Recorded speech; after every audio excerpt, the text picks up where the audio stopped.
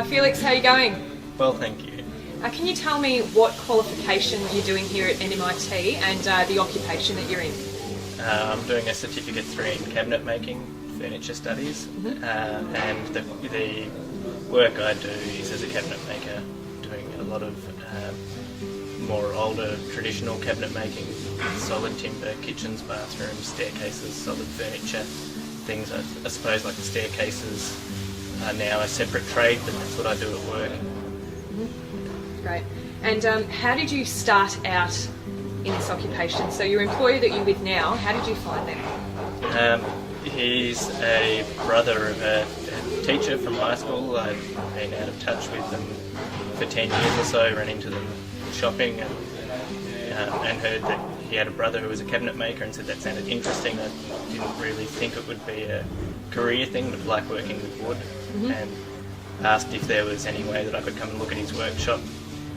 And about 3 months later got a phone call saying that I should come round and have a look at the workshop, and got offered a job on arrival. Great. Yeah, and it's one man working out of a small workshop. A 70-year-old mechanic's workshop building in a residential area, so it's quite a unique place to work. Yeah.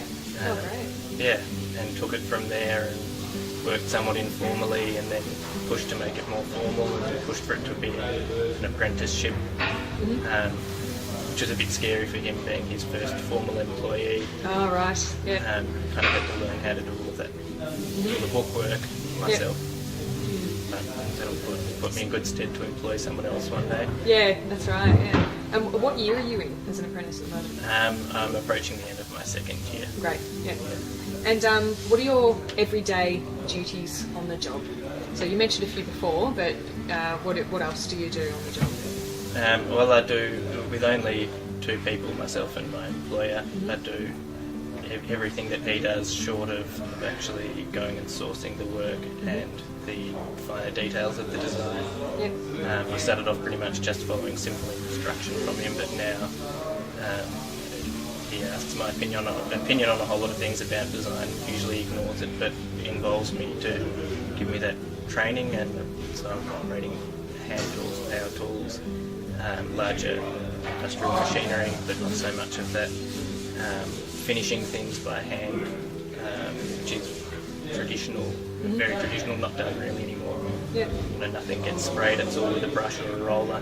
So you're learning all of those traditional skills. well, many of them, and some degree of using manufactured board as well in places that it's more suitable, but as a rule trying to use solid timber, recycled where possible, and then obviously installation and fit out the final finish on things, doing all of that as well.